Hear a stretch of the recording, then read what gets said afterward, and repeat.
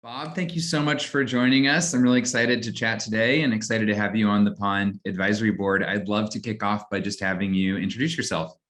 Sure. Thanks, Mitch. I'm excited to be part of the Pond Advisory Board as well. I'm Bob Osborne. I'm principal of the Osborne Group, which is a fundraising and management consulting company. Amazing. And obviously that's your professional title, but I know there's a lot more to you than just that. I'd love if we could dig a little deeper and you could share a few layers of your identity that you feel are most important to you. Sure.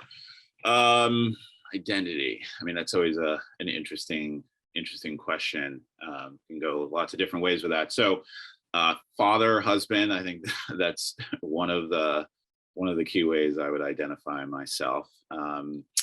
Volunteer. I'm excited to be a volunteer for a number of different organizations, a number of initiatives. I'm on the board of the United Hospital Fund. I'm on the board of U.S. Squash, which is the governing body of squash, as well as on various advisory boards, usually around social impact and social impact investing. So I identify as a Black man.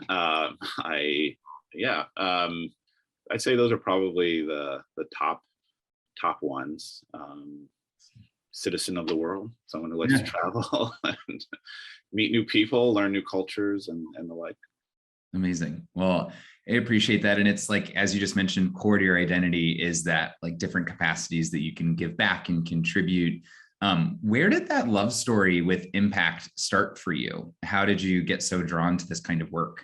Yeah, I think I really just kind of grew up with it. I mean, both my mother and my father have been involved with a lot of different organizations over the years and with not-for-profits. And so, everything from the PTA when we were kids to, various boards. So, it was something that was valued in my family. It was something that I was taught was important to do and to be a part of. And so, yeah, I really kind of just learned it at the dining room table, as well as being brought to various volunteer events and the like. But I think as I've gotten older, I've realized that just how important it really is. There's so many problems with the world, and so even though I'm personally involved with not-for-profits, it became kind of clear to me that if the for-profit sector wasn't really on board with impact as well, that nothing was really going to be solved. And so sort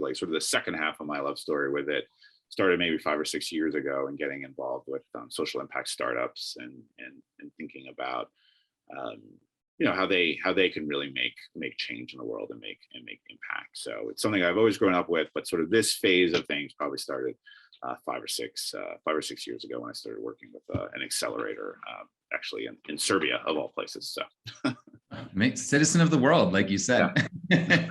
Yeah. And so I think you have such an interesting perspective being on multiple sides of this industry and experiences. What are some of the biggest misconceptions you come across in nonprofit or social impact work, for that matter? Yeah, I mean, I think for not-for-profits, I think it's that people really underestimate how much work it is and how much expertise is there. I think it gets looked down upon as just sort of a sector that people go into if they can't make it in the business sector. And I think sometimes business sector people come over and think they can just jump in and understand what's going on, and this is the easy work, and the work translates very easily from business to the not-for-profit. And I think that's a big misconception. I mean, probably the smartest people I've ever worked with are actually, in fact, in the not-for-profit arena. It's not easy. It's not an easy place to be in, and you really have to be nimble and strategic and work really, really hard to be successful in this sector. So I think that's one misconception. Yeah, and then around just impact, I think it's interesting to see how many. It's just interesting to see how the definitions of what social impact really is evolve. Right now we're kind of at a phase where it's really either kind of grant making a lot of times, or it's it's a good thing. It's part of a company's doing something that's valuable, but it's not sort of baked into what the company actually does. And so I don't know if that's a misconception, but I think that's something that's exciting to see more companies like a pond, really kind of building, baking that into who they actually are, as opposed to, every time we, do something, we're going to donate two Right. bucks or what or whatever, which serves as much of marketing purpose as a social impact purpose. Yeah, I think that's such a critical distinction of moving from marketing to business model Yeah. and how you think about impact. So I'm really glad you brought that up.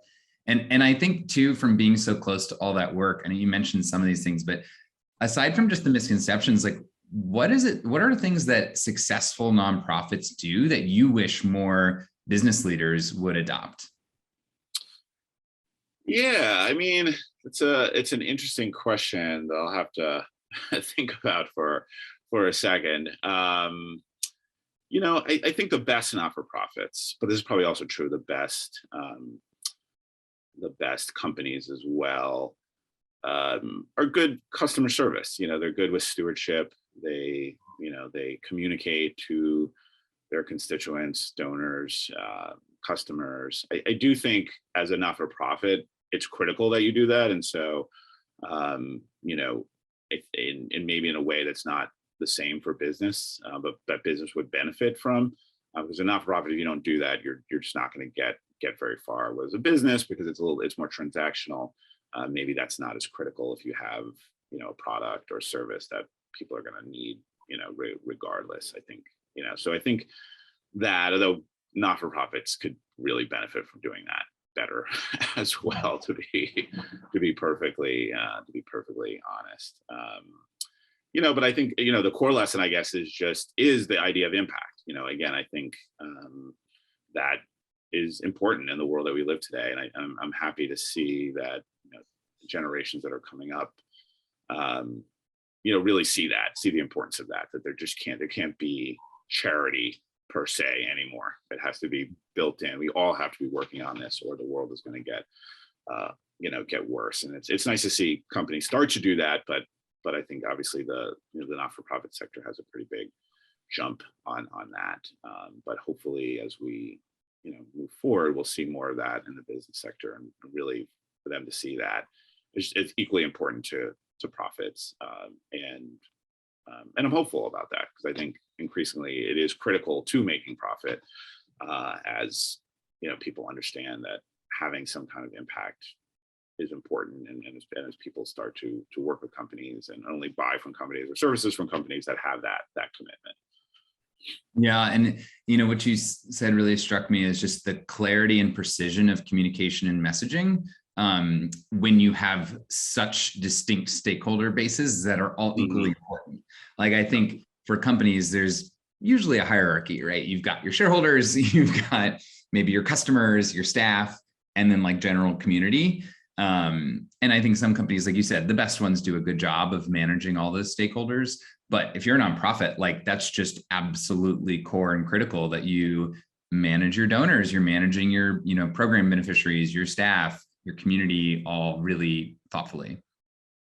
Yeah. No, I mean, it's a very sink or swim world. I mean, people don't think about the not-for-profit sector that way, but it also operates in a marketplace. And if you're not good at what you're doing, both from a mission delivery standpoint and from getting resources to implement your mission, you're not going to be around for very long. And so I think not-for-profits, you figure that out, fast, or you don't survive.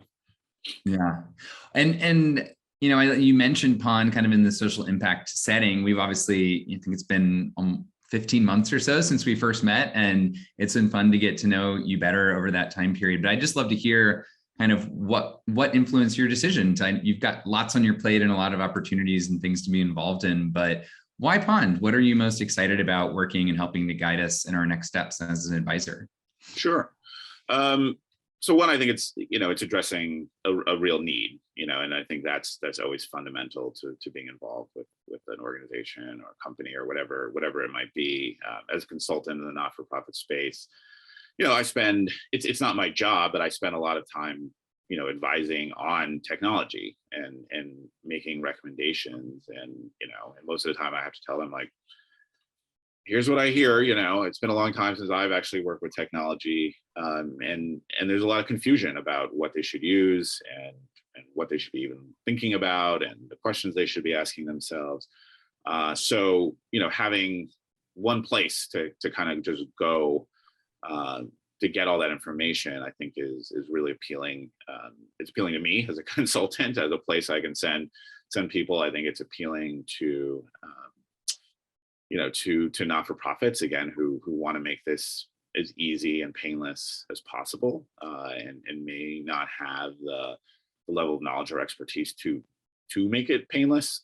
And so it gets put off a lot of times, and it doesn't get implemented, or poor decisions are made in terms of the technology that they purchase. So having kind of a hub for all of that, I think is needed and important.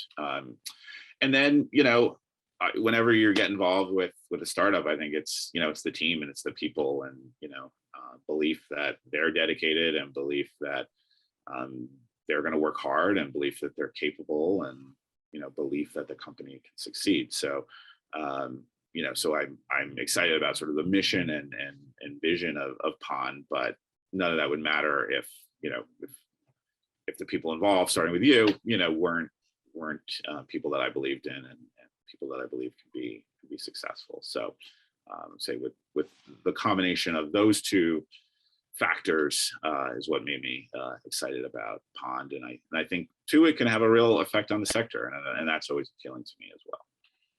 Awesome. Well, there's a lot of work ahead of us. Obviously, this is just the beginning, so we're really excited to have you on board, and have your advice, wisdom is much appreciated, and we're just really excited. So thanks again for chatting with us today, and we're excited to get to work. Yeah, me too. Excited to see where this goes.